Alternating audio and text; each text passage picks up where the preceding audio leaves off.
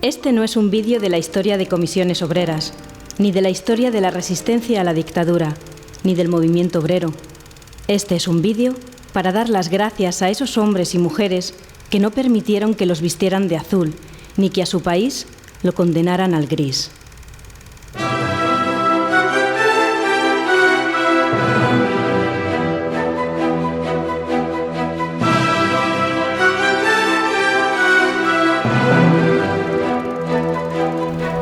Los 60 empezaron siendo años de barbudos. Pronto se convirtieron en los años de las melenas. Unas melenas que no solo tenían el declarado propósito de molestar a los mayores, sino también de poner en solfa la sexualidad de la época. Los bravos cantarían «Los chicos con las chicas tienen que estar». Y semejante versito naif era casi una blasfemia en un país que en temas de moralidad pública no estaba para tirar cohetes. Todos estos cambios sociales se dieron, como siempre, porque hubo grandes cambios económicos. Las economías europeas salían de la recesión de la Segunda Guerra Mundial y en España, a través de los planes de estabilización, comenzaba una incipiente industrialización que necesitó mucha mano de obra.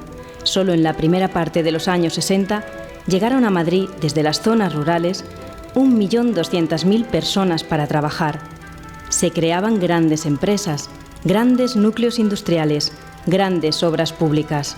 Todo parecía ser grandioso.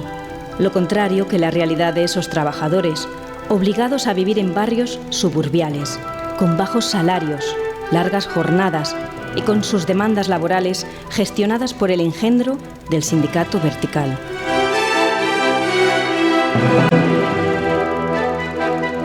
Acompañado esto de cambios dentro del ordenamiento jurídico franquista, como la Ley de Convenios Colectivos de 1954, que permitía la negociación de los salarios dentro del sindicato vertical, o la Ley de Conflictos Colectivos de 1964.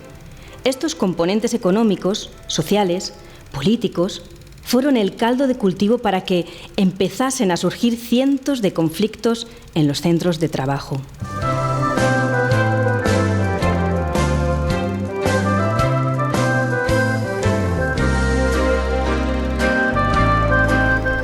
Todo un vendaval crítico recorría Occidente. Incluso contagió a una institución como la Iglesia Católica, mediante el Concilio Vaticano II en 1962. Aquí, a pesar de la férrea censura, empezábamos a abrir la mente y a soñar.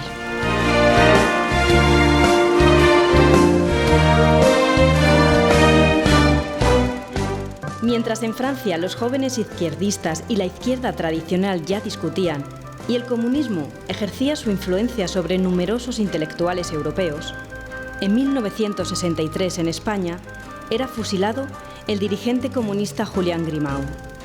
Y en ese mismo año, cientos de valientes o insensatos, algunos con marcada militancia política, otros pertenecientes a organizaciones cristianas de base y muchos otros con la simple motivación de mejorar sus condiciones de trabajo, se presentaron a las elecciones sindicales de jurados de empresa del sindicato vertical, generando una red que se expandió exponencialmente de 1963 a 1966, creando lo que sería el germen y la base del movimiento obrero Comisiones Obreras. Y si los estudiantes estadounidenses acampaban con sus guitarras y sus melenas ante la Casa Blanca para protestar por la guerra del Vietnam, los españoles corrían el riesgo de acabar como Enrique Ruano, arrojado desde una ventana mientras estaba detenido en 1969. 3 años antes, en la primavera de 1966, tuvo lugar en el barrio del Pozo y amparada por el padre Llanos, la primera asamblea de las Comisiones Obreras de Madrid.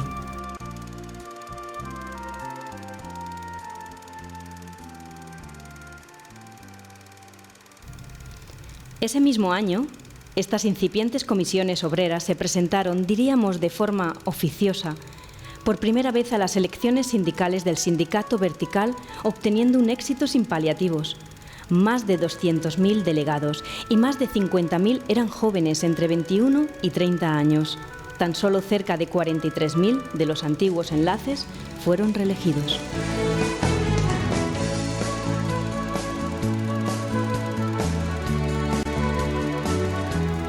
La última parte de los 60 fueron años duros. Comisiones Obreras se extendía por los centros de trabajo de todos los lugares y sectores, convirtiendo a los centros de trabajo en el auténtico corazón de las reivindicaciones por la mejora de las condiciones de vida y las libertades de los españoles y madrileños. Tuvieron lugar las primeras manifestaciones convocadas por comisiones obreras el 1 de mayo de 1967, las marchas hacia Madrid de columnas de obreros y un importante número de huelgas y conflictos. Fueron años de crecimiento, de la extensión de los despachos de abogados laboralistas. Entre 1964 y 1967 se duplicaron el número de demandas laborales presentadas en las magistraturas de trabajo de Madrid. Éxitos en la lucha y en la movilización.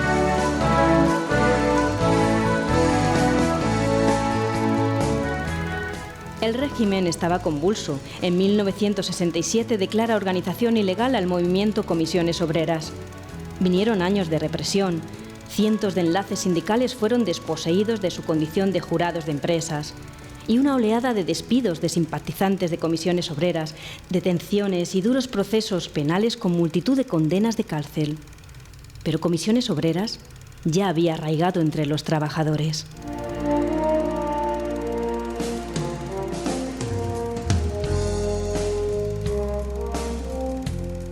Quizás la mayor victoria de esos hombres y esas mujeres frente al franquismo y frente al poder económico fue hacer que no solo una gran parte de su generación se reconociese como uno de ellos, sino que una gran parte de este país se contagiase de sus valores, compromiso, solidaridad y transgresión.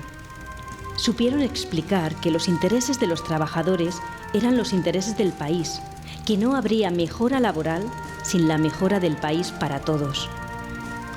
Tuvieron el acierto y el valor de crear una gran red de solidaridad que abarcaba no solo los diferentes sectores laborales y lugares, sino también casi todos los campos sociales, desde el Partido Comunista hasta la misma sacrosanta Iglesia.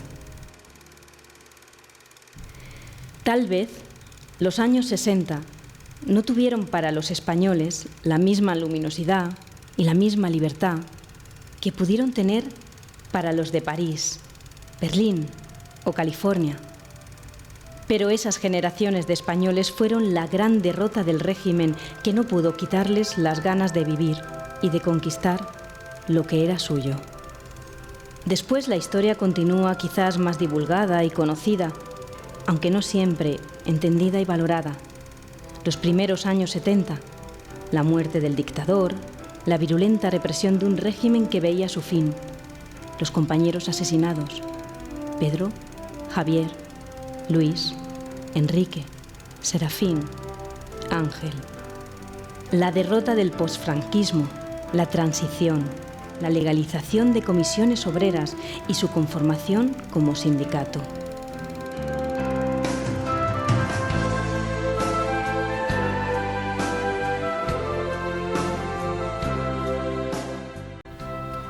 A menudo, cuando toca repasar la historia, les preguntamos a ellos y a ellas si volverían a hacer lo mismo.